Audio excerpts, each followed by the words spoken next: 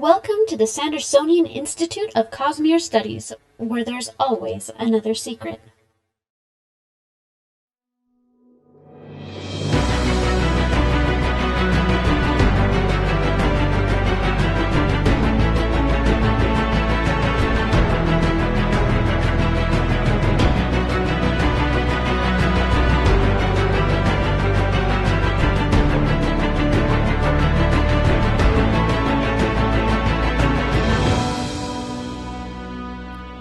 Welcome back, Sixers, to another episode of the Sandersonian Institute of Cosmere Studies. This is episode 145. That is a big number.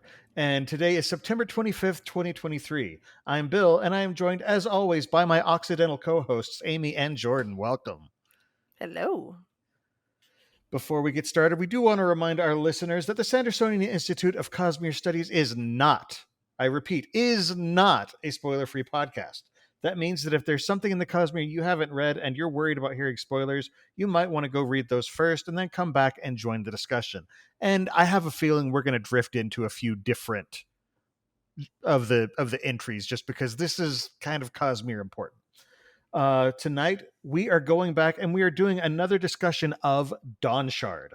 When it first came out, we plowed through it at record speed, and we had a bunch of other stuff going on. We were preparing for the release of Rhythm of War, and just everything was crazy at the time. So we decided we want to actually go back and give it a little bit more love, because it really is a fun book. For our listeners who listen to the podcast recordings after or watch the videos on YouTube after the fact, we do want to remind you that it's possible for our listeners to interact with us live via chat as we record each episode at www.youtube.com/Cosmere Studies. We record episodes of the Sandersonian Institute of Cosmere Studies every other Monday night, starting at 7:30 p.m. Pacific Time, 10:30 p.m. Eastern. So please join us and take an active part in the discussion. We would love to have you here.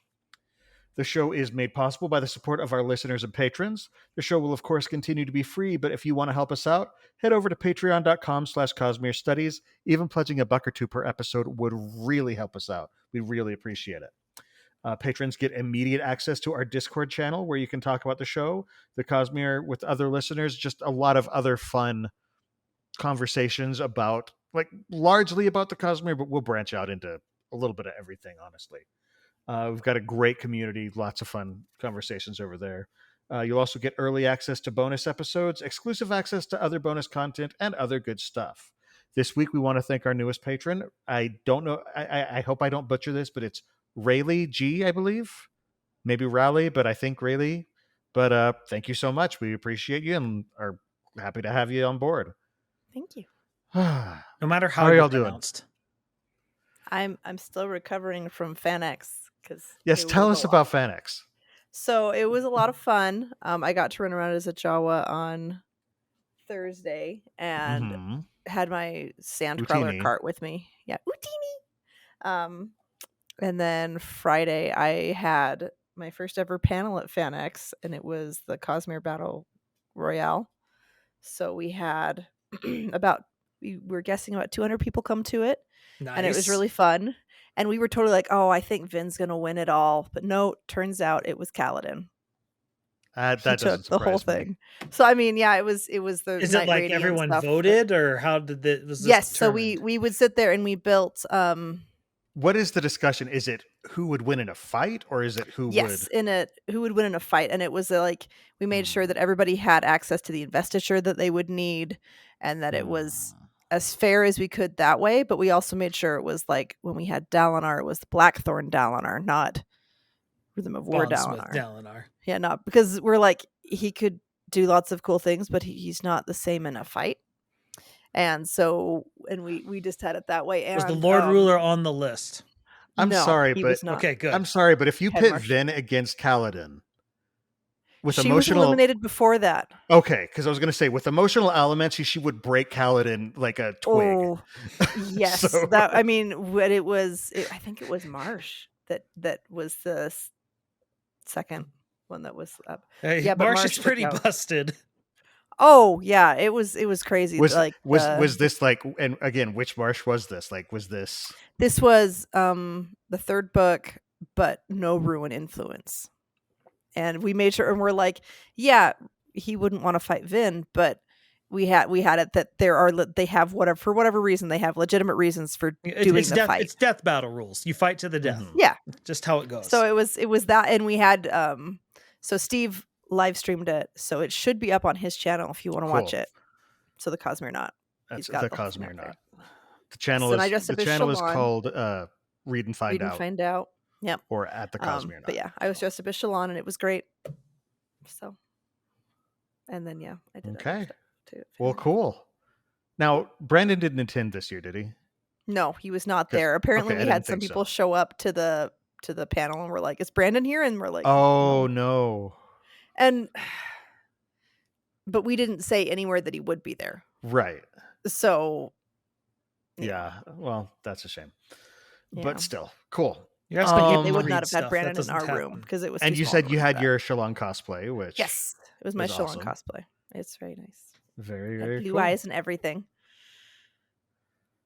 Oh man. Well, cool. Well, my sister's in town, so I had lunch with her today, which was fun. Nice. That is fun. And yeah. And my my nephews and niece were there. My niece is married and expecting, and so it's fun to, ooh and ah over, just all that fun stuff. So very nice. Okay, well, let's move on. Jordan, tell us, how are we doing on our push to 3,000 hours of viewing? Well, I'm glad you asked. And just to remind our people who might be new what we're talking about as well. What we're talking about is my favorite subject in the world, statistics. But more specifically, what we're talking about is we're trying to get fully monetized over on YouTube. There's two levels. The level we're currently working on is getting to 3,000 watch hours over on YouTube. And we are at 2,159 hours watched out of the 3,000 we need. This is so we can get things like people being able to sub on the channel and super chats and stuff like that. That puts us at being 71.97%. So let's call it 72%. So we're getting closer, and the one that's going to be harder for us, but we're actually making some good headway, is going to be the next level, which is 4,000 hours and 1,000 followers. But we're sitting at almost 800 followers now. We're at 795. So if you're listening to this and you haven't followed us on YouTube, please go do so, because that will help us. That'll get more people watching, and just click videos of ours and watch it with the sound on, or, just really low, just not muted, because apparently that doesn't count. Or just watch it, enjoy. Yeah. Yeah. But all the help you guys can give is awesome. Thank you. Yeah, we love it. Okay, well, let's move on then to the... Sorry, I had a little trouble finding the button on my soundboard. I was just excited and wondering where you were going. Thing of the week. All right, so Jordan, tell us what we've got on the Cosmere Thing of the Week this week. All right, Cosmere Thing of the Week. It's Dawnshard. I went looking for Dawnshard art, and I found this awesome piece of artwork by Connor Chamberlain of Rysn, arms outstretched, ready to bargain. And I love his interpretation of the mural, because it is kind of difficult. Like, how do you even interpret this thing? And I don't know. I like the interpretation. Everything looks nice and dilapidated around it, but at the same time artistic. It's good. I actually remember when the book first came out and he posted this on Reddit.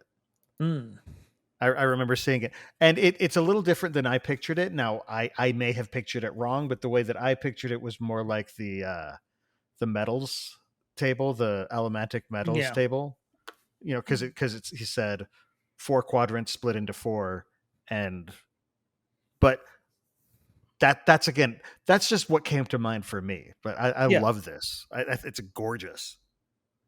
I always picture it differently, but that's because whenever I picture any Thalen person, I forget about the eyebrows, and so when I see accurate art, I always go, "Oh right, the weird eyebrows are a thing." I kind of love the eyebrows. Yeah, that's one thing that I couldn't be a Thalen because I hate drooping things. That would drive me insane. Oh, You can cut them. You could just cut them. Then I wouldn't be a proper Thalen man. You'd be a heathen and shunned, but you could still do it.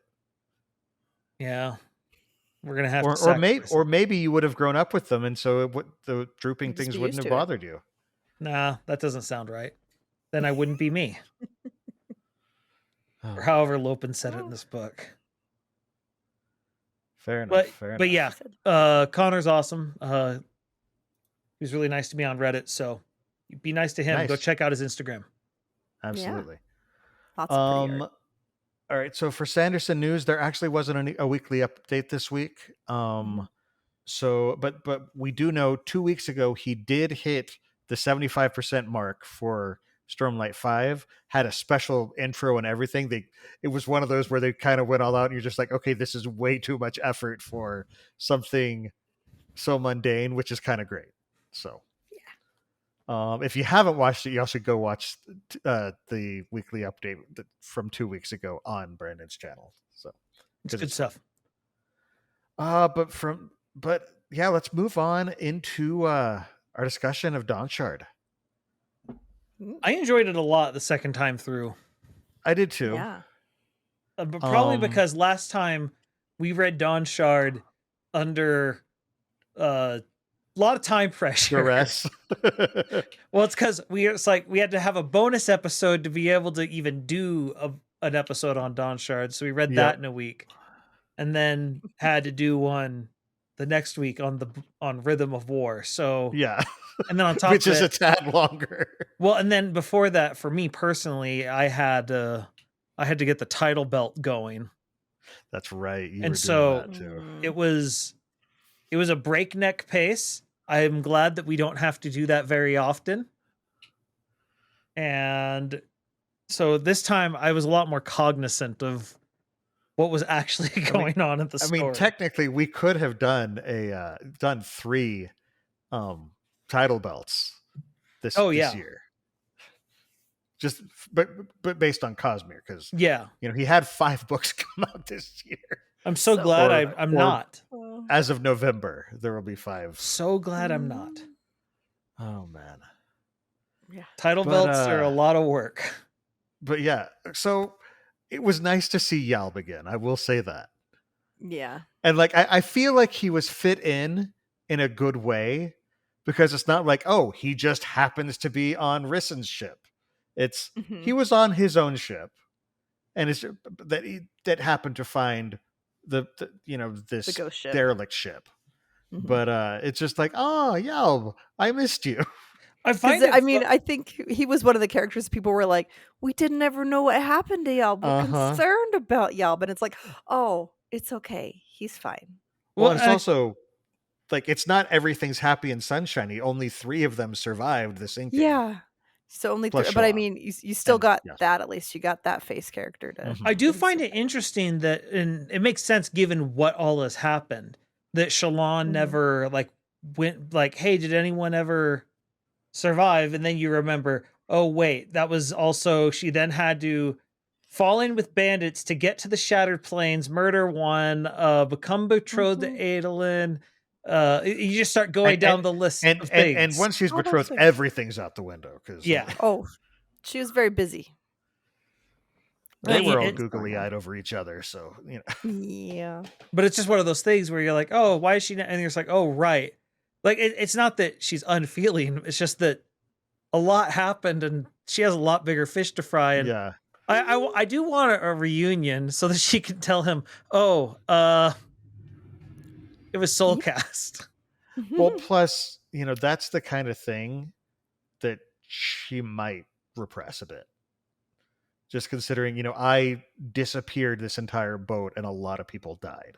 Yeah, but she specifically did it to help, because they were doomed anyway. Yes, she did. But it's not something. I'm not saying she saved 3 people's lives. Is what happened. I'm not saying it was her fault. I'm saying it's the kind of thing that would hit her hard. Yeah. Yeah. Should have guilt that she would not want to dwell on. Yeah. I think it'd show a lot of growth if we got that, and we see her realize that she saved 3 people's lives, not got everyone else killed. I would like that. Well, now with all of the reintegration of Vale, she might get that a bit. Yeah. And plus, she saved the important one, the one we cared about. The named character. Yeah. Being a named character, it's either plot armor or a recipe for disaster. I also like the little bit of world building that Brandon does with this, of just sort of nobody just the little explanation of the story of like nobody wants to hire all three of them together because voodoo. That's and that's some bad juju. You don't want to do that. And also the fact that Yalb is kind of freaked, like all three of them are kind of freaked out because it's like the ship was just not anymore. Well, because they're like, it's a ghost ship. And it wasn't a ghost ship. It literally just disappeared. Like a ghost ship? No, not like a ghost ship. It was different. It was normal, and then it wasn't. It's not a ghost ship. Yeah. It just stopped being a ship out of nowhere. It became water, okay? That sounds like a ghost ship to me. I'm telling you, it's different. Ghosts weren't involved. No, it wasn't a ghost ship. We had a witch on board, okay? 2, it turns out. And assassins. Very normal ship. Yes. Totally. It sounds like it's at least a little bit cursed. It was a little bit cursed. Mm-hmm. But not the way you're saying. No, one thing I really like about this, because with Edge Dancer, I feel like, we got to know Lift a bit more, but I feel like we'd actually gotten to know Rysn decently well before this book came out, before Dawnshard. And so it was nice to take one of those still side characters, those interlude characters, and go on a full adventure with her. I just thought it was like this was a character who we've seen grow up. Yeah. She because she even admits that she's like, yeah, I was kind of an entitled little brat before, and she's like, and now I'm not. I hope she's matured quite a bit to the point where yes, she does deserve the position that she has. It's really cool. Yeah, her imposter syndrome is still pretty strong, but she's working through it, and Well, and it was just interesting because it's like, what 5 characters are we going to shove together? And it feels almost like, it's a bingo thing. It's like Rysn, Lopin, Huyo, Cord, Rushu. There we go. And it's like, I mean, I never asked for all these characters together, but I'm not going to say no. No, yeah. Yeah. Can I just say, I do have a little bit of a ship for Huyo and Rushu. Rushuyo. Oh, yeah. It's fun to say. Right? I don't know. At the same time, you have Lopin constantly trying to impress Cord. And I love how she's like, I think he's trying to impress me. I don't know. And I love how completely unfazed she is by it. She's like, he's just he's doing stuff, whatever. He's trying. Whatever. Well, that stuff he's so unabashed about. It's like, it's a tall woman. And it's like, okay, well, we now know your type. I love the other thing. Speaking of Lopin, I love that Rysn, she respects the definitive article in front of Lopin's name. She respects the Lopin. She calls him. It's not like she thinks of him as the Lopin, but then she addresses him as Radiant the Lopin. Yeah, I forgot about that. That is so great. Well, I mean, she's like, all right, if you want to go by that, then we can go. It's like, if that's your name, that's your name. Well, it's sort of interesting because this book is sort of like, there's Rysn's story, which is obviously the main focus, but Lopin's story, absolutely, is also the B plot of him learning to think more and be more considerate. Yeah, Lopin has some major growth in this book. Yeah. I mean, he's still Lopin at the end. Don't get me wrong, but like when he swears his second oath, I mean, we're jumping to the end right now, but we'll be jumping all over the place. It will be jumping all over the place, especially because again, this has Cosmere implications as well. But like when he swears his oath at the end, it's like everyone has their own little twist on the third oath, but his is even if I have to protect them from myself. Like, because you look at all the different ones. Is Kaladin's is just even people I hate. Teft's is even if the person I hate is myself. Yeah. And Lopen is I will protect. I will protect people. And he's like, but he doesn't hate anyone. Like he specifically says there is no one I hate, and with the Lopen, I believe him. Yeah. And but he's like, I'll protect people even if I have to protect them from myself. And it's just, and the Stormfather says, there it is. There you go. That's it. Well, I do love that every time he swears a big oath that it's in these non-dramatic moments, whereas Kaladin, because he wants to be dramatic. Oh yeah. And he's just like, it's about style. Oh, why are you so bad at this? As he's yelling at the Stormfather. And it's like, the time was not right. No, but the thing is, because it starts off, the first scene we see him is he just walks up to the political retinue, takes the assistant guy, and just goes straight into the air with him. And yes. It's like, let's go for it. And then Kaladin's like, you asked before you lashed him, right? Didn't you? And then he's like, I hope the Lopen's tour was, took a good tour. The tour, and Lopen's over here like, giving a signal. Like, yes, it was very good. It was great. It's like, you like it, don't you? He's like, well, now that I'm up here, it's kind of nice, I guess. View. Sure. Yeah. Well, because the thing is, that had the guy he lashed not been so understanding, like that could have been a political. That could have been a political. Yes. It looks like you're trying to intimidate us. It looks like it could have been or really assassinate. Bad. Yeah, because the guy even asked that. He's like, "Are you trying to intimidate me?" And Lopen's like, "What? I just wanted to show you the good view." He's like, "It looks great, doesn't it?" And he's like, "Okay, I'm clearly dealing with a crazy person, but he's sincere." And it's like, "Yeah, you are. You are dealing with a crazy person who was king for a couple hours." But King Lopen, and I love that he just like, this is now a crucial point in his life. I am a former king. Well, and I love the line. It's like that one arm didn't know because it had never not been a king or something. Oh, yeah. No, but the thing is, it makes perfect sense that his oath has to be, I need to protect people from myself, because this is something like in my family, we are very sarcastic people. We talk a lot. And just as I've had to, like, just with this podcast, I try and limit how much I talk and interrupt, because for me, that's what I've had to work on. I relate a lot to Lopen's thing here, is because my family were very sarcastic and biting, and we've developed very thick skins as a result.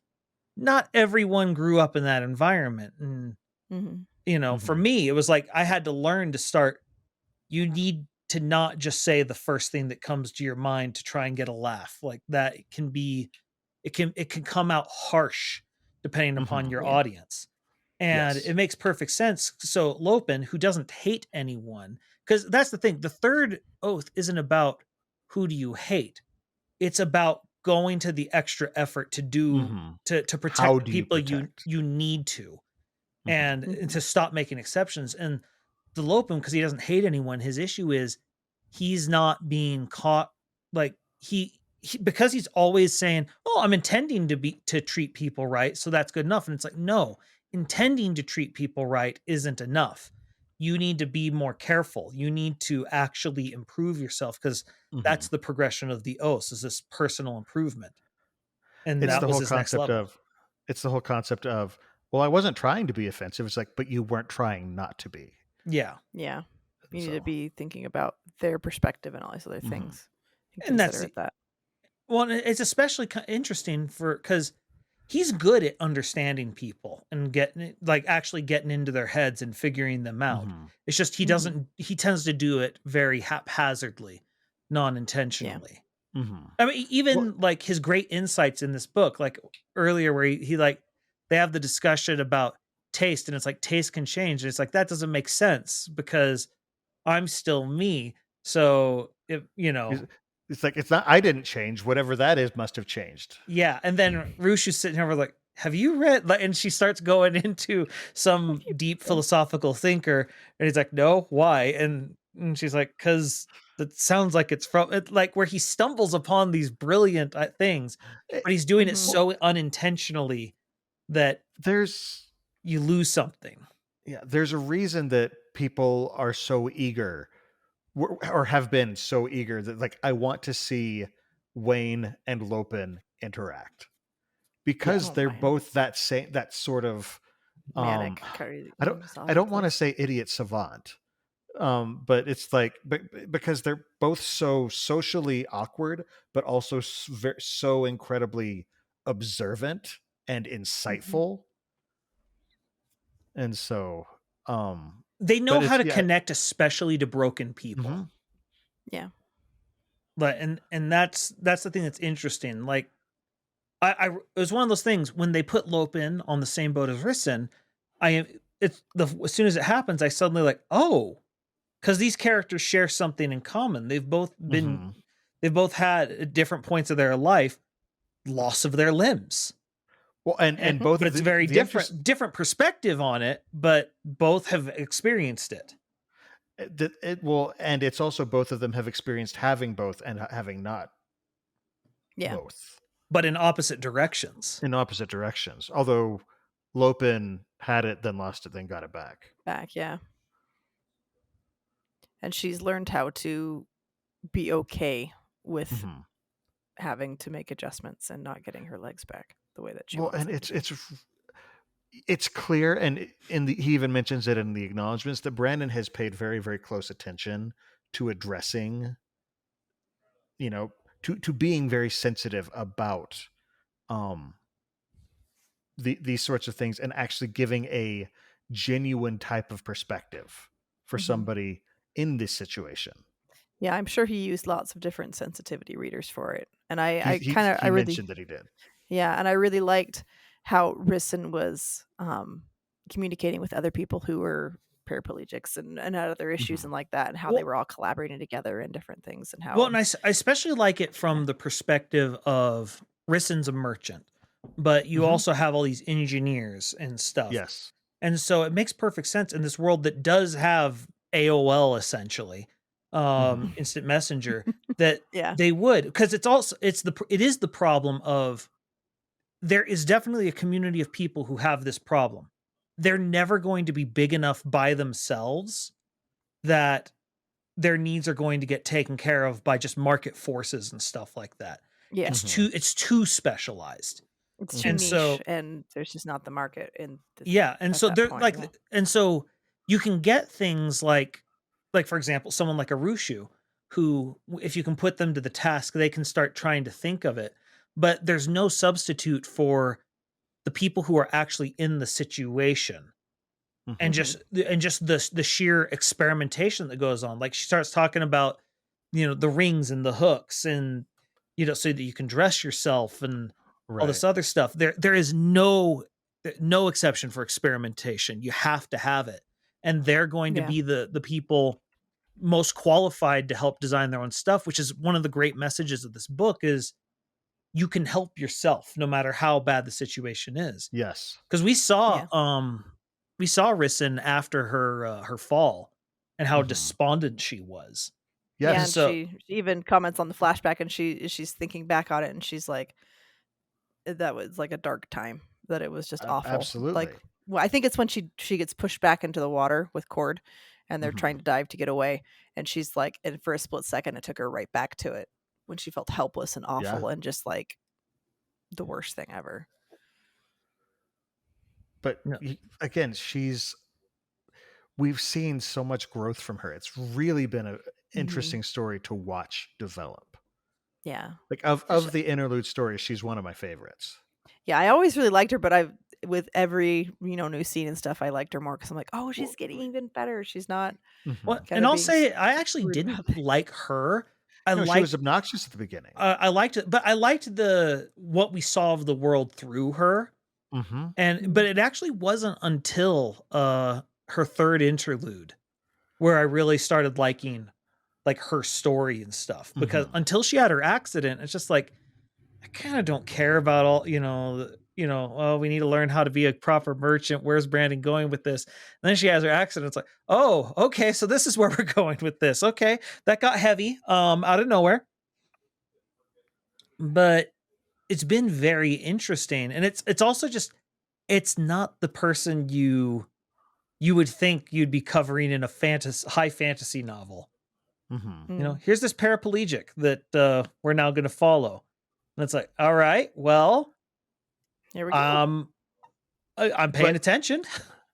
But the thing I like that Brandon did with this is she feels very real and not just, hey, look, I'm putting a paraplegic in my book. Yes. It's like she's a very genuine character. Well, and I think it's important we see those chapters before, because we see who she was before, so that when we see her struggling, after losing, the use of her legs, we understand what she's lost. And so it's very much, you can feel for her because you were there for her at the start. But I love the drive that she has. She's like, I don't want to be a burden. I don't want to feel like a burden. I don't want people to treat me different. I'm still me. I'm not this fragile little thing anymore, that people seem to think I am now. Yeah, because there is that feeling of loss when stuff like that happens. Yeah, there were a lot of lines that stood out to me where she was even towards the beginning, where she was just in her office, and she had made sure it was a bigger office now, because she's like, I felt so cramped before, and I can't believe I was comfortable with that. And then there's all these moments where people are like stepping up and they just do something for her, or they're about to do something, and she's kind of like, I can do it. And she doesn't ever like straight say to them that, I love that. It's by so cool. telling me that I'm, by doing it for me, or offering, that you're minimizing what I am capable of, and it makes me feel like a burden, and I don't like it. But that's what I want to do what I can do. But it's also, I like, because she never actually says it. Like, it's one of those things where it's in her head. We get to see her, because it's that internal struggle of, they're trying to be nice to me.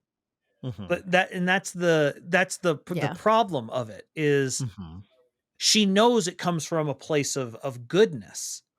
But that just adds to the frustration when you're like, I am angry about this, but I don't want to yell at them for trying to be nice. But if I don't say something, then I'm stuck, and and so there is this internal struggle.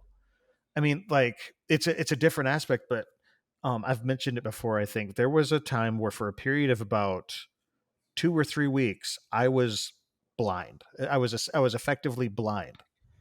And there is just that feeling of loss of, I don't want to be a burden. Yeah. Like, again, if this is a completely different angle on a similar topic, but I get it. I got it. And there's just that feeling of, I want to be as independent as I possibly can. And I thought that Brandon wrote that very well. Yeah. Well, and the one person she does correct is Nickley. Who's her employee. So that makes sense that she's like, and there's even some conversations where he's like, is that okay? And she's like, yeah, that was okay to do that. And she's just more understanding that way. And they're just sort of working it out. And but the thing that's cool is that he also asks. Yeah. And also, like there's no assumption on either side. And she doesn't ever snap at anyone for doing it. Like, it's what makes it more real, is that everyone's trying to feel it out. They're trying to trying to find the better way, or however Brandon says it a lot in these books. And I think a lot of the reasons that people do snap in situations like that is because it's been going on for a long time, and it builds up, and finally it's just like, okay, enough, stop. Yeah, and usually it seems like people have like tried to give small hints or whatever else, or kind of tried to do smaller ways of saying it, and they're not getting listened to or understood, and they just are like, I'm done. Being quiet and gentle about it has not worked, so I have to be loud and obnoxious and mean. Well, and that's the thing I like her. She's direct. She's not mean. Right. And whenever she's correcting Nickley. And because that's what, like, I hate hints and expecting people to, hinting at that. It's like, I'm dense. I'm not going to notice. Mm-hmm. And so I need people to be direct, but someone who's direct and kind about it. Mm-hmm. But you know, it's going to be different from person to person. Some people can pick up on some subtext like that. And There's it's the whole thing of actually trying to figure out who you're talking to and understanding it from their perspective, which is a big thing in this book. I love his interpretation of being a proper merchant that she learned from Vistim. Well, I used to work a phone job, and we had some pretty minor sales numbers we had to hit. And I mean minor, like it wasn't a lot, but I was still bad at them because I hated feeling like I was pushing something on someone.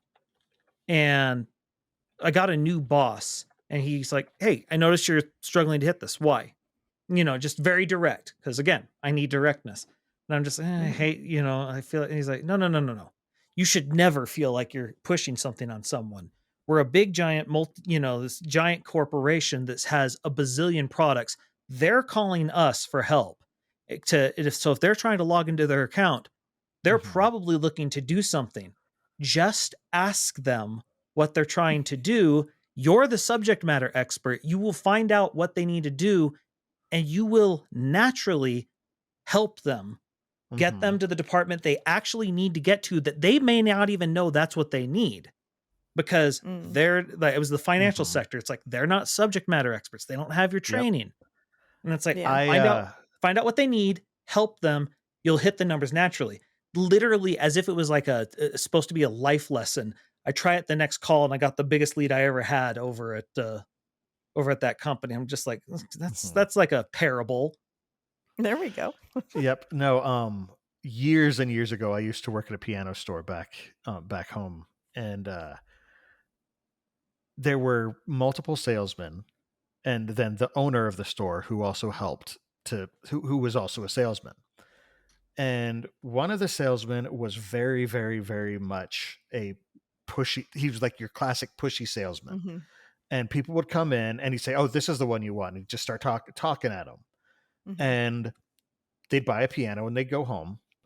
And then and the piano obviously hadn't been delivered yet. They'd call in and say, "I changed my mind. I'm backing out." The owner of the store would go up to them, and he'd talk to them, and he'd find out what they're looking for. And the way I always differentiate it is the salesman who worked there would sell a piano. The owner would help them buy a piano. Yeah. And because when they would buy the piano from him, and they'd go home, and they were thrilled with their choice. Very rarely did he have returns. And it was very clear how it worked. Like, you know, because one is just like, I have an agenda. I want to push this sale on you. My goal is for you to buy this and walk out. Yeah. And people recognize that. People feel that. They see that. And they resent it. Oh, yeah. And but the owner, you know, he, like I said, he would go and he'd talk to them. He didn't play the piano himself, but he had worked with pianos long enough. Like, he started off as a piano mover and progressed to feels like a Groundhog Day joke. Yeah, exactly. But he would progress to actually having I think it was the biggest piano warehouse in the state. Nice. And it was just, but he got people. He talked to people, and he understood this is what they want, and this is how I can help them get that, and they'll pay me to do that. Yeah. So, well, now like Vistim is great. Yeah, well, and I like her. I can never remember the name of the captain.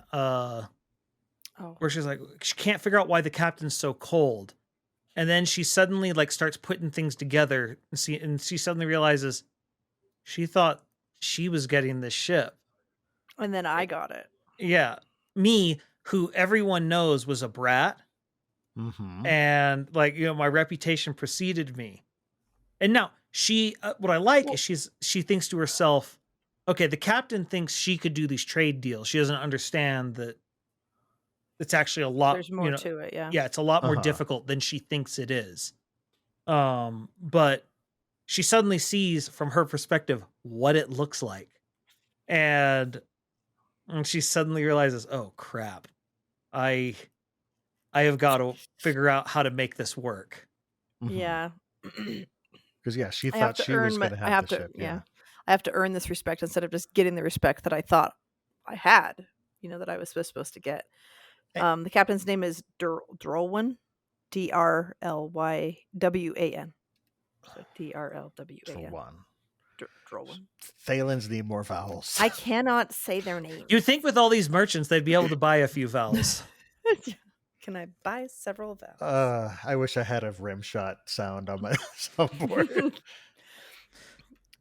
No, but the other thing that was interesting was how much of all these little storylines were built up in the various interludes that came back. Because all of Rysn's stories, come back. We got the ship that went to Akina that came back. We have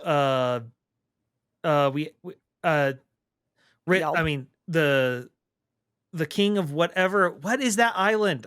Where she lost the use of her legs. Reshi. Was it the Reshi Isles? Okay. Yeah. Yeah, and so it's still Rysn, but it's the other half of that story also came back. Yeah. Well, and then Chiri became important, and yeah, and it was just, I don't know, it was sort of like, hey, remember all those interludes? I wasn't putting them there for no reason, which makes me wonder about some of the other interludes where I'm just like, you're like, oh dear, what is the guy talking about lights in his pockets? What is going on? I need to. What is that guy up to? Oh, the story of the Ardents who were measuring the flame spren that came back. Because Rushu talks about how she got lost reading some report. There's some, from them, yeah. About flame spren and measurements, and just all the little things came back. It's really, really well done. Yep. No, I'm excited to find out what's happening in book 5. There's just so much coming. Do we know what the next is? The next one Horn Eater? It is Horn Eater. Yeah, I think that's what I'd heard. Okay. Is Horn Eater. So Cord was not a character I was really all like, I need to find out what Rock's daughter's up to. Because, well, first of all, when Rock introduces his family, he introduces, I swear, 19 people. But because there's Salt and there's also Rock. And so they all sort of blended together. But so I didn't know. I was, it's like, oh, I need to find out more about Cord. But one thing that was interesting, I never made this connection before. She talks about how, my father thinks these traditions are too important and, and so he won't fight. And I suddenly realized, holy crap, Rock is to Cord what Lyran is to Kaladin. Yeah. The father who's a pacifist and the child who's like, dude, you gotta we have to do this. Although she's less so, she wasn't really looking to become a soldier necessarily. She was looking to, go out and do something, because she was terrified. She was like, this is a scary place. And she's like, but it felt good knowing that I could thrive in fear. And I can push past it and survive and be okay. And even kind of like it a little bit. Yeah. She's like, she's been sheltered and she's like, ooh, this is different. The only reason I was a little bit more interested in Cord is just because we read the preview chapters of Rhythm of War and it talked about her a little bit. And I was like, ooh, there's something about her. And then we got that story in Dawnshard. I do like that she once we get to book 5, she's using Amaran Shardbow. And you're just like, that's right. Taking the spoils of war. Well, I mean, because her father had used it, so. Her father got the killing blow on Amaran. Oh, yeah. But no, it's interesting. Just one, it's interesting because we've gotten a lot of Rock's culture from Rock. So it's interesting to start getting it from someone else with basically the same perspective. She's definitely her father's daughter, but hearing it from another voice is very interesting just because you get a better feel for what the culture actually is once you start getting it from multiple people. Well, and that's one of the things that Brandon has done several times in the past is he explains a culture by showing you the exception. The exception. Yeah. I'm also impressed with Kate Redding's ability to say the Horn Eater words. She actually. Oh, she killed that. Yeah, she gets through them pretty well. Now, I was mildly amused at the fact at her pretty bad Jamaican accent, and I'm just like, I'm sorry, this is the wrong ocean. She's from Polynesia, or they're based on Polynesia. No, it's weirder because she doesn't do it normally until she tries to switch to Vaden, fair enough. Which it's like, okay, so you're trying to get her to do a foreign language, so you switch her accent, and she would lightly put it on Rysn as well, to indicate that they're speaking in Vaden. Oh, they're Vaden. But it's just like, but it wouldn't be anything close to a Jamaican accent. Come on, it's like, but of all accents, what why did you choose this one? She may have been like, this is the only one I can do that does not sound terrible. I don't know. That's something that Jordan and I actually were talking about. This is a little bit aside, but we're talking about the audiobook too, as any proper Vorin man who wants to experience the Cosmere should do.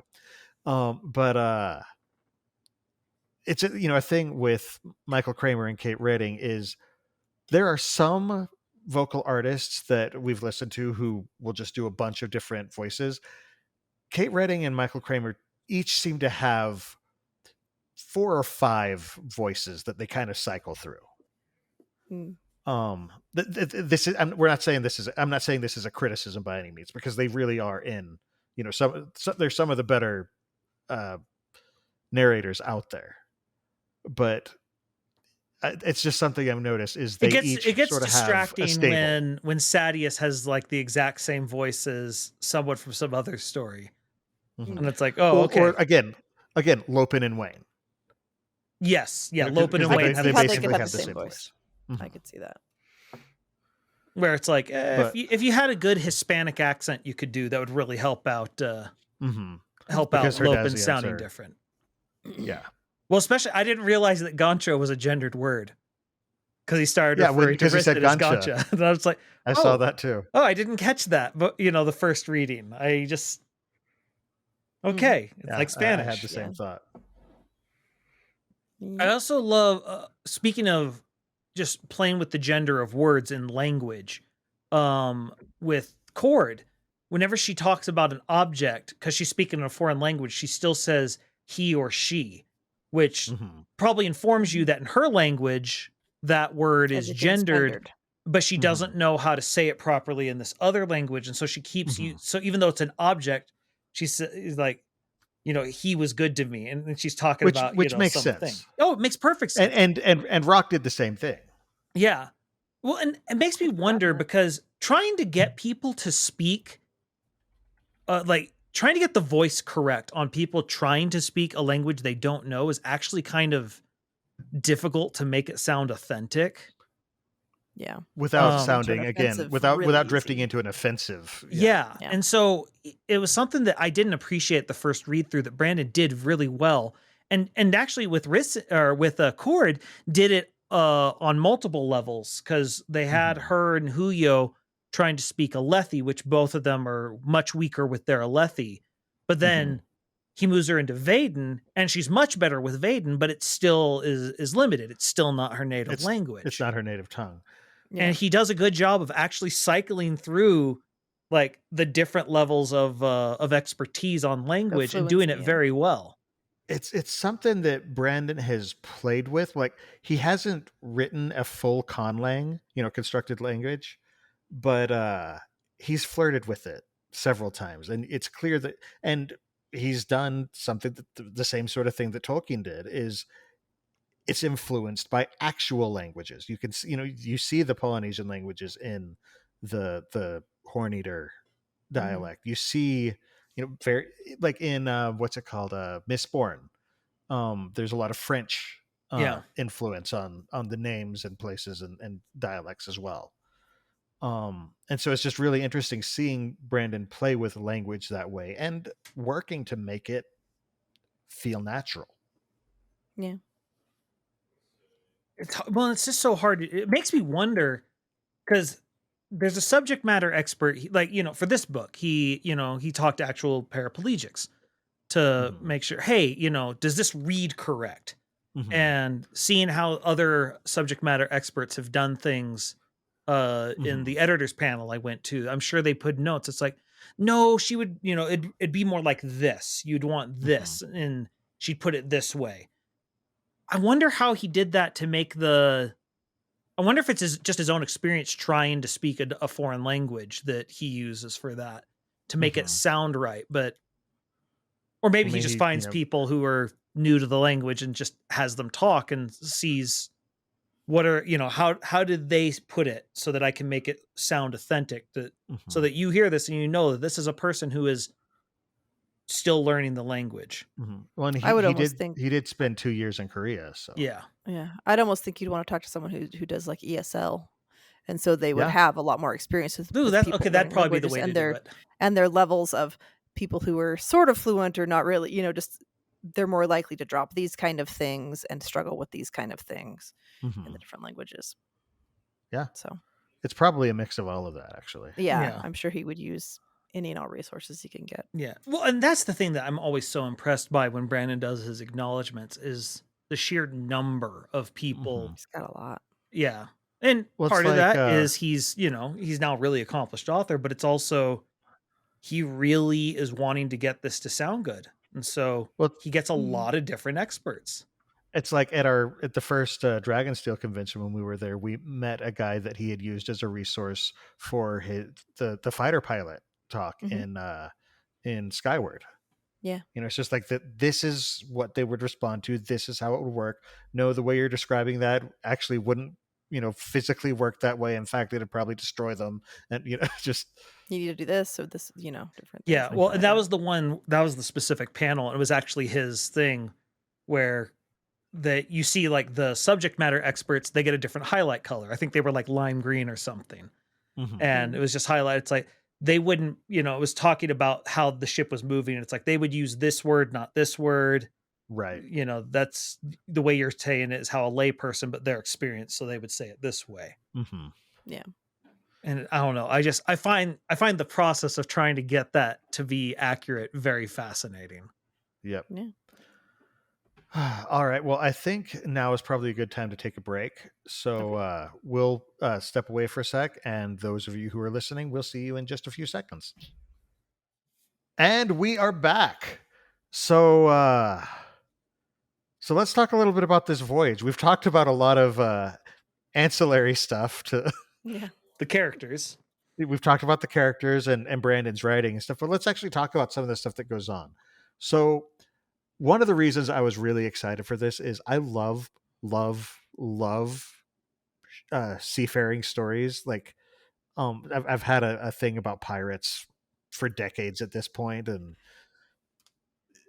but the thing that's really interesting is, but I used to absolutely hate them, and then one day it just sort of shifted. Like my least favorite of the Chronicles of Narnia used to be The Voyage of the Dawn Treader, and now it's arguably in one of my top 2.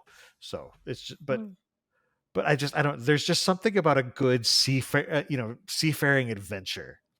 Oh yeah. The King Triton must be in a friendly type mood. Like the Little Mermaid intro and just all the good stuff. But so we've got ourselves a crew, and while Brandon hasn't coined the term, most of the crew is full of Dougs. Yeah, it's largely Dougs. There's like 3 or 4 names, but they don't play huge parts. Right. But we've got our captain and we've got our windrunners, and then there's a couple who have names. And was it the Lopen who's like, he's a good guy, good partner in a game of cards? And oh yeah, I think that's it. The thing I think he really nails is the traditional superstition that goes along with this, and the dangers of the sea being like actually being your crew. And Rysn has a line that's just something about like tradition is stronger than the wood of the ship. If we could build ships out of it, it would never sink. It's just like, dang, that is a good shipfaring line.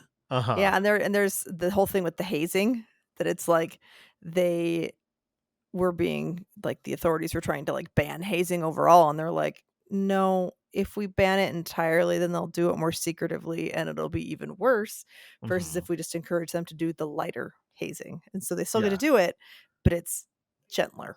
It's a compromise. It's not. Yeah. It's interesting that you brought up tradition because I just watched Fiddler on the Roof the other day. But the premise, everybody knows the song and how, it's fun and they get goofy with it. But the message, the reason it's a thing is because they're in a very, very shaky situation. They're in a place where they are not welcomed. They're poor. They're everything's rough. They talk about how their situation is as shaky as a fiddler on the roof. But tradition is how they survive, how they get through this. And again, on a boat, you are in a very tenuous situation where things could go bad in an instant. And so they have built up these traditions that help them kind of have something to hold on to in that very, very shaky time. Yeah. Well, and there's also, you have to be able to trust the crew around you. And a lot of what it is also is, if you don't go through the same things they went through, it doesn't form, you don't have that bond. Like, it ends up being this thing that ties generation to generation of sailors backwards. And it's interesting. Rysn has the line, something about how, it's a rule, one of the unwritten ones. And that's harder to change because it's not in ink, which, you would think it'd be the opposite. But again, it's really good writing. Yes. But what I like about it is she doesn't, while she sort of laments that it's there, she doesn't complain that it's there. And she tries to use it instead of trying to fight against it. Because you fight against it, all it looks like is once again, you're the outsider, you're the interloper interfering on how they do things. And squashing part of their stuff, and you're being... Yeah. Well, and it's also the actual sailing, that's their job. You're the tradesperson, stay in your lane. Don't tell us how to do our job, type of thing. Your job is to tell us where to go. It's up to us to actually get us there. Yeah. And it's a dangerous profession. And what I like is when she starts, how she starts bonding with them is when she starts getting on her chair and starts floating around. And they all start giving her the fist. And she suddenly realizes, why would this be the thing? And she realizes these are the type of people who got on a ship to go see places. Like freedom, personal freedom is something that... It's a big deal, yeah. That they would get it, which then kind of ties back to the other time we've been seafaring in this story, in the cognitive realm, with Nodum and his crew, and they're the will shaper spren. I always forget what spren they are. Light spren? It's not ink spren. No. They're not Miss Spren. I think they're the light spren. Probably. I'm so bad. Can't remember. Coppermine.net. Will shaper. Spren. Light spren. Yep. Got it. Okay. Also known as the Reachers. That's what it was. Yes. Oh, okay. But it's interesting that the spren that are associated with the most freewheeling of the Radiants. Yeah, they're and again, they call them the Reachers. The ones who are reaching out, looking for what's next, what's out there, what's there. What's the new big thing? So no, and it's just interesting that it does sort of mirror which it's the cognitive realm, so of course it does. But it was one of those things. It was kind of interesting to see it, and she does her advice to Nickley, it's ask about Sailor Spren. And he's like, what? Why do I do that? She's like, well, just do it and see, it'll help out. Try it. It'll be fine. It's ask about going on a snipe hunt is basically what she's telling him to do. And again, it's a mild hazing that all of them have gone through. Yeah. And so it's a rite of passage. Exactly. They call it a hazing, but it's like, this is an induction ceremony. It's a very, very informal, but it's still very important to them, because once you go through it, you've been willing to go through it. You've accepted it. You've accepted us, and so we will accept you. Yeah, there's a book I read called The Art of Community that talks a lot about these things, about how in every community there's these rituals that sort of note when you've passed through, like, a threshold of, of being in this community. Mm-hmm. And all these little rites of passages, and how if you start looking, you'll see them, and they don't have to be a formal thing, but there are these little things that get you into that community. Yeah. And it's interesting. What was the conversation they had? It was I can't remember where it was in the book, where she's talking to Nickley, and she talks about how, you assumed that they were prejudiced, so you sort of treat them poorly, and it makes you, and it confirms what you want to think. It's the or maybe Nickley said that about himself or something like that. I can't remember for sure. But it's sort of where you're it's sort of a self-fulfilling prophecy, that if you treat people with suspicion, they're never going to open up to you. And so it's sort of, you have to open yourself to this vulnerability if you're ever going to actually reach these people. And I mean, this is the entire story of the book, is that, a compromise can be found if you search hard enough. Yeah. It's also kind of similar to The Emperor's Soul, the whole concept of, if the way that Shai found to manipulate them was by being completely honest.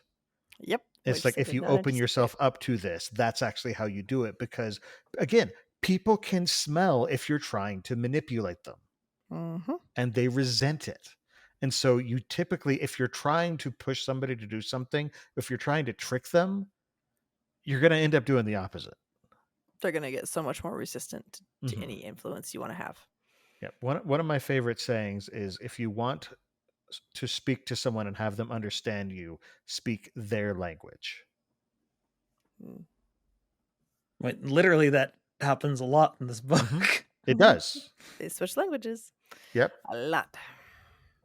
Well, and without the usual Brandon using Cosmere trickery to get around the problem. Yeah, because we only have 2 radiants here, and they don't manipulate connection.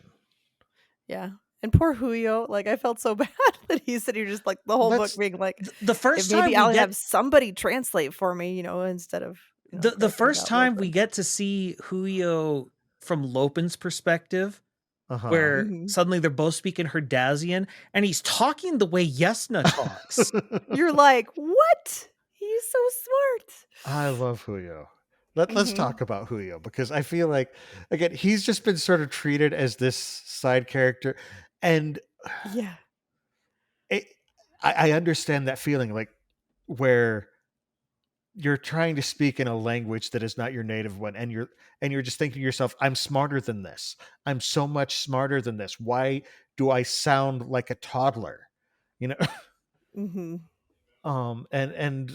I feel like a lot of people, and like when they come to or go to another country, and they're not speaking their native language, they're often treated as being slow, just because the way they speak, it makes it seem like they're slow, because they're thinking, what is the word?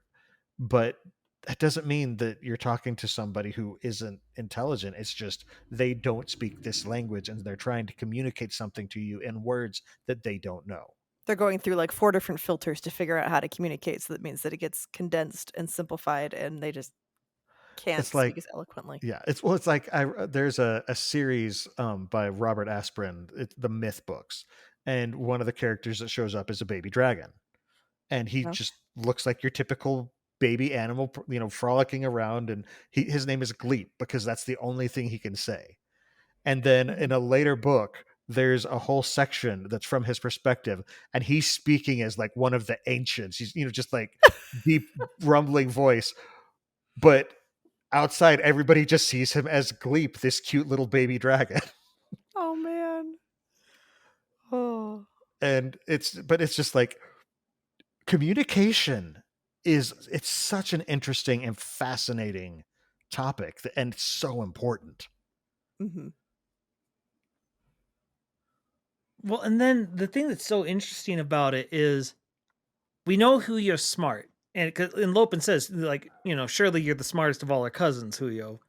But it's like, well, maybe I could fix it. And it's like it didn't look more complicated a clock. And how many of those have you been able to put back together? Well, there was that one time.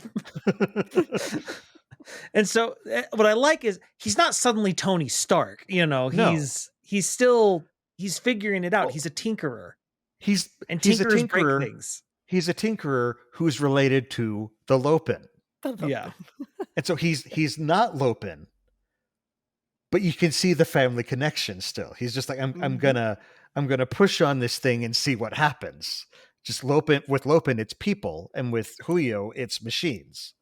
Yeah. The other thing I like is where he was thinking to himself, Lopen was thinking, everyone should just speak Herdasian.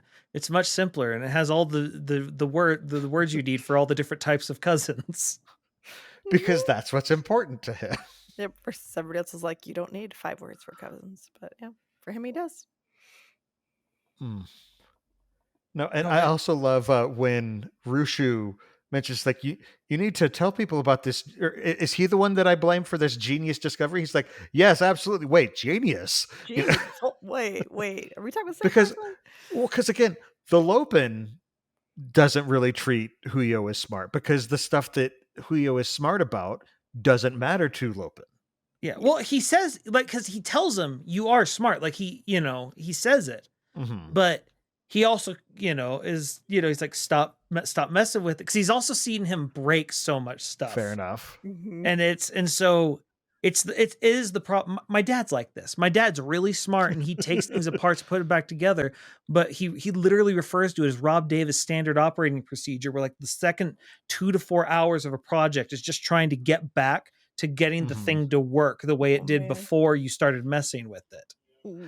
Yeah, I've there are certain things where I've found out that I've gotten in way too deep, and I'm just like, I know just enough to get into big trouble, but not enough to get out of it. For example, the time when I was a kid and I deleted the auto execute file on my parents' computer. Oops. But yeah, and so it's that problem of knowing just enough to get yourself into trouble. Yeah. But first of all, and this is, so the math nerds will get it. When he's like, see, I got working, and he makes a circle and it just goes in a straight line left or right. Every math nerd is like, oh yeah, that we've done these lines of how you write how it behaves sinusoidally in the X direction versus the Y direction. And like, this is literally that demonstration. And he's like, does something else, and it keeps just going left or right. I'm trying to remember what the insult,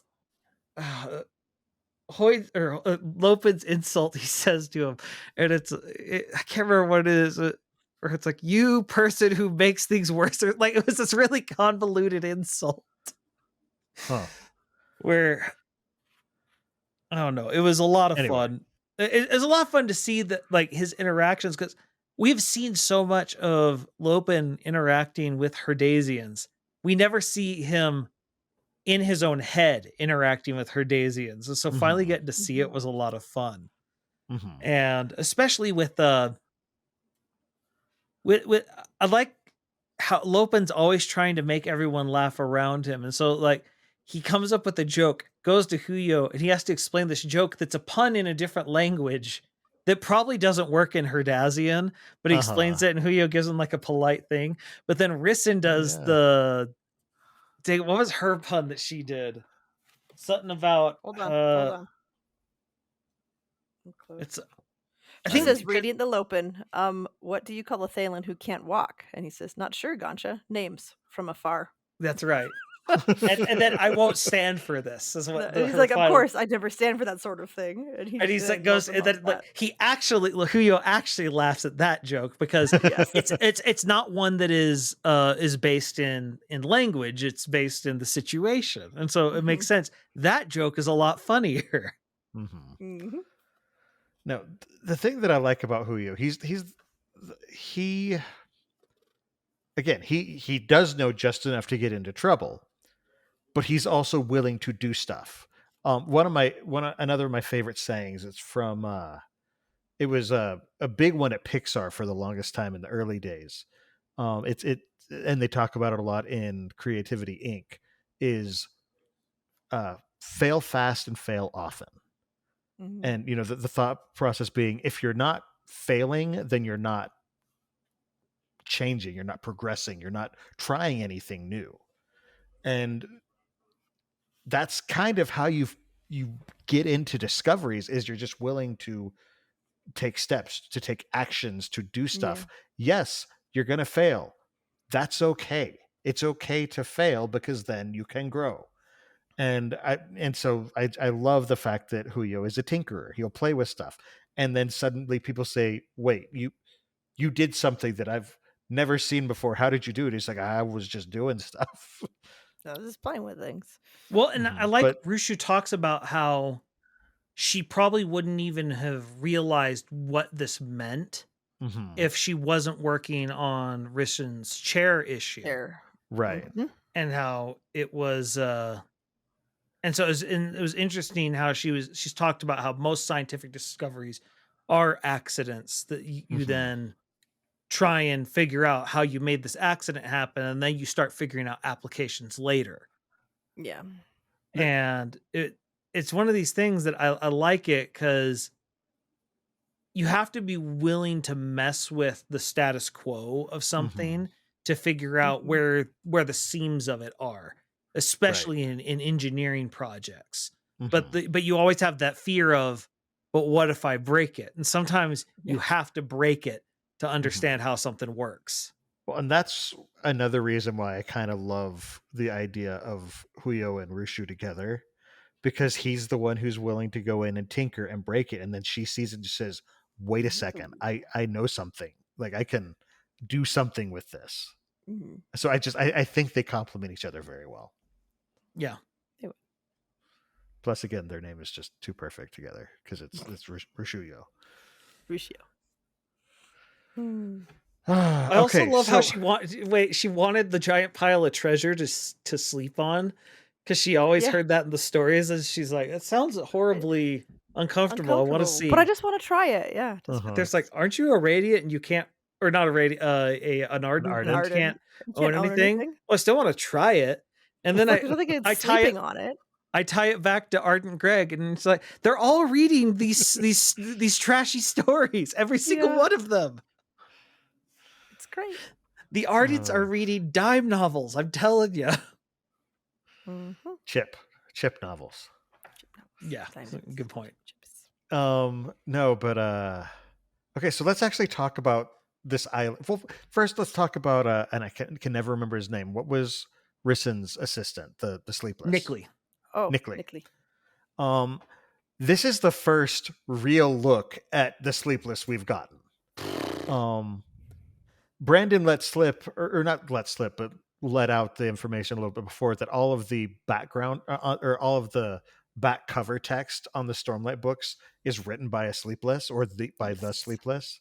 And so it's just, this is a very interesting, very different species / race / whatever culture than we've seen in any of the other books. This hive mind. But it's like each hive is an individual mind, but there are separate hives. Typically when you see hive minds, there is one overmind. Yeah. But this is just like each individual is a hive. Awaken my child. And it seems like they had like a council of like the older ones, and they're kind of in charge, but then they're all the little hives. Which Yeah. felt Come kind together. of Khandra. Again, Yeah. you have like the first generation and the second generation, and this is the same thing, except that each generation is a continuous whole. Yeah. Well, and how they talk to each other was very interesting because everyone's connected to their own swarm. And then they do a buzz. It makes it sound like every hive has, or every swarm has maybe like one or two hordlings from another one. It like with them, and so when they do the buzzing, they all can communicate. hear each other. Mm. That's sort of like my impression of how it Makes works. sense. Yeah, that sounds, from what I remember, it sounds like it's reasonable. But I mean, fascinating. But what I love is getting Nickley's that one chapter from his perspective, where he talks like he's the first one to like get eyes that aren't ornamental on his human form, and how that's helped him a lot because he gets his sight lines correct now, whereas before they didn't used to. Well, And like the others, they would even use fake eye. Like it wasn't even them. They would just get eyes from somewhere else and pop them in. Yeah, and he comments on like to Rysn that he's like, it took us like 3 generations to figure out how to get human fingers right. So, well, and it's interesting how, and I know Rysn, she gets us all done because she starts seeing them like, okay, they're just people. They have needs just like we do. They still give me the heebie-jeebies, and and she like they creep her out too. Like when they're all like disassembling and just always swarming and everything. And I'm like, well, okay, there's something disconcerting about seeing a person dissolve. Yes. And open up into insects. Jibber. Well, and like when they're shifting around, like you see like lumps moving around under the skin, and it makes me think of the scarab scene in The Mummy, and it's just shivery, jibbly. Yeah. A lot of strong bad today. But no, the thing that was interesting is I love they're trying so hard to not kill this crew. They don't want to. Well, the first thing he says is, there's been a troublesome development. I'm starting to like them. Yeah. Well, and there's even a debate on, it's like, no, this is good. We shouldn't, enjoy killing, and and you get a piece of what their culture actually is with just this one viewpoint chapter. It's also and the fact that there's a few of them that aren't part of the group. It's also a very different angle on the hive mind culture and the hive mind character, and this insectoid race, because so often this is the kind of, ooh, they're creepy, they're scary, they're the bad guys, and they think this about is a one very thing, empathetic and that's it, yeah. group. Like even with the hive mind, it's a very empathetic group. Even if they're so they creepy. do want to be kind or whatever else, but they also are trying to fulfill their mission of protecting. But the other thing is that like the drones, the pieces, the hordlings that are part of them, they're it's not like there's an individual that whose will they're overriding. It's just like this is a part of them, and they can choose to breed and evolve themselves. It's just a fascinating concept. Yeah. Well, I think we've mentioned this before, but it's as if we had control over our own cells. Yeah. And he compares it. He's just like, he says that built out of cells. I'm built out of hordlings. Yeah. Okay, see, perfectly normal. But it's not fine, though. But you're literally the only ones in all the Cosmere. But okay. We'll go. Also, we still don't know what they are or like what their purpose is. Like we're given peeks into it here. Yeah. But for example, they weren't the original guardians of the Dawnshard. They stepped in because the Larkin died out, essentially. Yeah. So it's just like, who are you? What is your motivation? Where are you from? What is going on here? Because Brandon has planted so many seeds. We've got Yolan, we've got the Ethers, we've got like all these different things that we had a basic, science built around this, where we have like, we knew, okay, Adonalsium, shards, investiture. And Brandon keeps poking and he's like, oh, well, there's this thing too. Wait, but that's not from the, no, that's something separate. That's something different. It's like, okay, there's more. Okay, there's more. Just keeps coming. And again, the ethers are not part of Adonalsium. And so it's just like, but I thought we had this origin. He's like, yeah, but there's other stuff. It's just, okay. Yeah. Well, and then, but what's interesting is I love, and I wonder if part of it is sort of like in Warbreaker, where he wanted to make basically an accountant a hero in using Light Song. It's like, all right, let's make, let's use being a merchant and make them the hero of the story. And not because they're going to get some magical power, although she does get magical powers, but not because of that, but because she's going to use, her training from Vistim, and she's going to find a solution. And she sits there just like, I'm here, come on, let's make a deal. And it's like, no, there's no deal to be made. And it's like, oh, come on. Yeah, sure there is. Dormammu, I've come to bargain. Bargain. Yes. And they just sit we made there. That joke last time. Yeah. Sleepless, I've come to bargain. But, and she starts, like, no, come on, you need something. And, she starts trying to figure it out. And it's like, no, like, come on, your plan isn't a good plan. Let's help you with this plan. She's like, I know humans, and you've been struggling to deal with how to. You got to hide this Dawnshard. No one's going to believe you gave it to me. They're not going to believe that I have it. So you can just feed them this other story. And then like, who would believe you gave it to the person who literally can't walk? That doesn't make sense. Why would they do that? Yeah. Yeah, it's and again, she is realizing this is how you work this is how a good merchant works. They find a need and they fill it. It's not like they're not going out in 2020 trying to sell beepers to people. It's like, because I have a lot of beepers and so I got to sell this, or pagers or whatever you want to call them. But it's just like, because this is not an environment, this is not a need that people have. You don't sell them what you have. You find out what they need, and you sell them that. And then you sell them, yeah. And it's just, what I love is she always focuses on what's the best deal that we can make. And because it's not just, how do I get the best out of this deal? It's, sometimes you have to negotiate from a position of weakness. Sometimes you have to make a deal that both parties are sort of biting their tongue and having to swallow, because it's the best they can do. Again, it's basically, we'll do the best with what we have.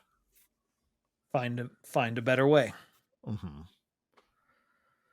So let's talk about the Dawnshard itself. First off, it was stored. So it's a command, and it's just like, suddenly there are, like, at the end of this book, there's just all sorts of little things that point towards awakening as a magic system for me, because it's it's the command and the investiture, and it's or the intent, command, the intent. And then we also see that she is starting to see colors differently. She hears musicality. It's just like, right, okay, this is very, very, this is very, very Warbreaker magic system. Yeah. Stepping in. And so it makes me wonder if, because again, there are 4 Dawnshards, there are 16 shards. So a lot of people have speculated that each Dawnshard is connected to 4. And so I'm just thinking this might be the one that endowment is part of, is change. I think what it more is I think it's more hinting at the underlying principles of the magic. Sort just of a like, lot of investiture. Yeah, well, I think of how in Allomancy we thought, oh, you burn, this and it does that. And we just think that's just Allomancy. But then we come here to Roshar, and suddenly those metals matter for the Fabrials, that it affects these things. Right. And it makes it, it's like, maybe there's more of an underlying principle here. And I think maybe the awakening, like maybe that is like that in itself is the magic, but you start collecting that much investiture in one person, and it has like maybe like the heightenings are a side effect of the breast, not a feature. And I think it's something like that, where it's showing that this is a higher principle that we're looking at here. Okay. Now, the specifics of it, who knows? But I think it's one of these things that we're seeing Midnight Essence is appearing in multiple places now. Right. Awakening is seemingly not done with just breaths anymore, because we see the machine in with the spirits. Yeah. And and those spirits, their magic system has a weird push and a pull to it, with the spirits splitting and doing things. And I think it's branded more hinting that each of these magic systems are using mechanics that are fundamental to the universe, and it's less specific than we thought. Okay. And so it's possible. Yeah, and so that's sort of my guess on it. But I think the more interesting thing is the fact that she sort of now has a voice in her head now, sort of like pushing her, She has a command, a drive, an intent. That's the and it's just, I don't know. It's one of those things where this is the first. It's interesting because, like, for the longest time, our, we were looking for what are the various shards. And back when we had less shards, people were sort of trying to use the 16 metals chart to sort of try and figure out, the pushes and pulls of the different intents and figure things out. But now we're only one away from having all the intent names. But now we get to play the game of what are the Dawnshards. And there's been speculation about that. But it makes a lot of sense, because the Dawnshards actually, on a fundamental level, are far more important than the shards are, because these are the things that actually shattered Ad Analcium. Yeah. Which is... I don't know how still, but yeah. Yeah.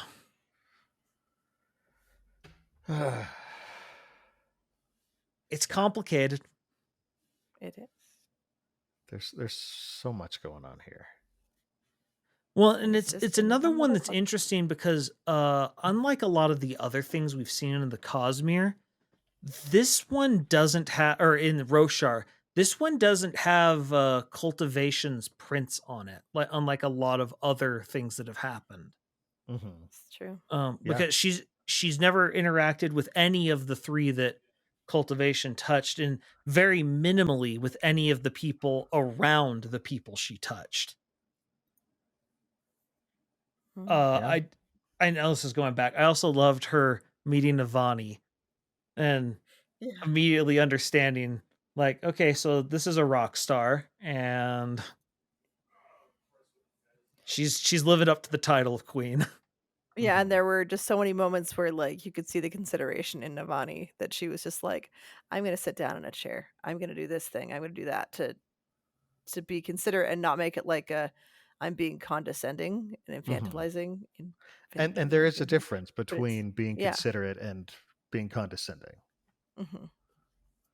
And it can be a very small difference in actions and things like that, but it's very, you can tell. Well, the it's other not thing what they do, it's the way they do it. She made a the other thing, she made a promise, like, I'll send, I'll give you the help for this, this, and this. But the Ardent she sent, she didn't just send any Ardent. She sent her best engineer. And just showing how seriously she took this deal. Yeah. And good thing she did, because had she sent someone maybe a little bit lesser, they might not have understood what happened when Huyo did that. Yep. Which was sort of important for the Fourth Bridge, which is still an awesome name. All right. Well, this has been a long discussion, so we should probably start wrapping up. Oh gosh. Yeah, there's a lot of good stuff in here. It's a Mhm. short book, but there's a lot of cool stuff in here. Yeah. It's short, but it is dense. Mm-hmm. Yes. Yes, indeed. All right. Well, we have already made it through our backlog of listener questions, so we would love to hear from our listeners. We'd love to hear any questions that you have. If you've sent one and we haven't answered it, we do apologize. That's probably, it's just gotten lost in the confusion. So if you want to send it in again, that'd be awesome. We do love hearing from you, so keep sending in your questions. You can ask us about the Cosmere. You could drop us your ideas for topics that you'd like us to discuss during the show. And while you're at it, we would love to hear your feedback about how you think we're doing, as well as any interesting theories that you might have about what's going on in the Cosmere. Are there any specific topics or ideas or anything that you'd like us to revisit? We'd love to hear it. You can send all your questions and suggestions in a brief, concise email to cosmerestudies@gmail.com, and hopefully we could read that as part of the show. You can also reach us at the Sandersonian Institute of Cosmere Studies, P.O. Box 970063, Orem, Utah 84097. We've also got our own personal projects. So, Amy, why don't you start us off and let us know? You've already mentioned FanX, but what else have you got going on? So my Facebook is Coincidence Cosplay and Props. My Twitter is at Coincidence Cosp because my name is too long. My Instagram is at Coincidence_Cosplay. My TikTok is at Coincidence Cosplay, and my website is www.coincidencecosplay.com. I'm probably gonna try and actually put up my FanX pictures this week because I haven't Cool. put up like any of them yet. Just because I've been so tired. You said you were a Jawa, you had Shalon, and Shalon, didn't you and then I also did Warrior Snow White. That's right. So that was, and I got to take pictures with two Wookiees, but I just was in my Nice. 501st racing shirt, so I'm just normal. Did you let them win? They rip Yes. out your arms if you don't. I know they were very nice Wookiees. I suggest that new strategy. Yes. Anyway, but like my next big things I'm working on is making the rest of the dice for DragonSteelCon, or just Dragonsteel, the convention. And then also, I think a biker scout, and my children, I'm gonna make them / adapt, make them like Among Us spacesuit type things because they're obsessed with it. And so I'm like, cool, I can buy you a helmet and paint it, and I can dye a jumpsuit thing. We can do that for Halloween. It's fine. Nice. So that's my next little bit, is doing that. Cool. Jordan, how about you? You can find me on YouTube, Kick, Twitch, all those websites under the name Splice Stream. Been doing a lot of the Amiibomon stuff, but we are going to have a bonus stream on Wednesday of doing Minecraft. So if you're interested in that, come Wednesday, and it'll be a lot of fun. Cool. And then I've got another podcast with my friend Dylan about board games. It's called The Innkeeper's Table, and we put out new episodes every other Friday. Our most recent episode was actually an interesting concept. It was a game spotlight on a game called Cat in the Box. For those of you who are interested in quantum theory, yes, it is referring to Schrodinger's cat. It's just a basic overview. It's a trick-taking game like Hearts or Spades, except that all of the cards are black. And so you have numbers 1 through, I think, 8 or 9. And this is so the card isn't any specific color until you play it. And then you say, okay, this 7, it's a red 7. At which point you mark on a board that the red 7 has been played. And so talking about these, the whole Sprin, they're constantly changing until you observe it. You are observing the card, and it is like that. And the other thing is there are 4 suits. There are 4 color suits, but there are 5 of each number in the deck. And so you can get caught in a paradox, at which point the entire hand will end. It's anyway, listen to the episode. You'll find out about it. It's a lot of fun. Definitely check it out. For those of our listeners who want to support the Sandersonian Institute of Cosmere Studies, but you can't become patrons just yet, we would love it if you would let your friends know about the show. Don't forget to subscribe to the podcast and to like and subscribe over on youtube.com/Cosmere Studies. And if you want to toss us a good review wherever you listen to us, we would love that. You can also go to store.streamelements.com/Cosmere Studies and buy merch. Final thoughts. Rysn's awesome.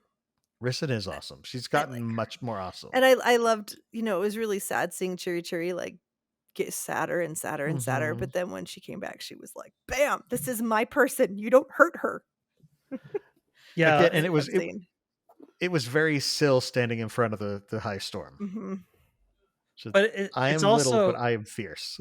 I love Chiri thinks of her as her pet. Mm-hmm. Yes. And now that she's talking, we get that one scene. Yeah. Now that she's talking, which for the record, in the Rhythm of War title belt, not a single person ever guessed that we'd get a Chiri perspective. Oh, yeah. No, we didn't. You're not going to expect that. Yeah. But it's great. When it came out, this is incredible. So we're going to get more Chiri, and she's going to be the size of a bus by the end of book 10. So, look out. It's going to be great. Now I kind of want a Rua perspective in book 5.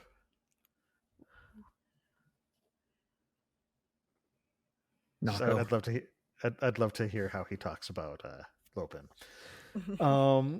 In addition to the live episodes of the show that stream on youtube.com/Cosmere Studies every 2 weeks on Monday nights at 7:30 p.m. Pacific Time, 10:30 p.m. Eastern, listeners can find our videos on YouTube or audio versions of the podcast on Apple Podcasts, Spotify, and just about any other service that carries podcasts by searching for Cosmere Studies. You can also follow us on Twitter, Instagram, TikTok, and Facebook under the profile at Cosmere Studies. For our next episode in 2 weeks, it is time for a brand new book.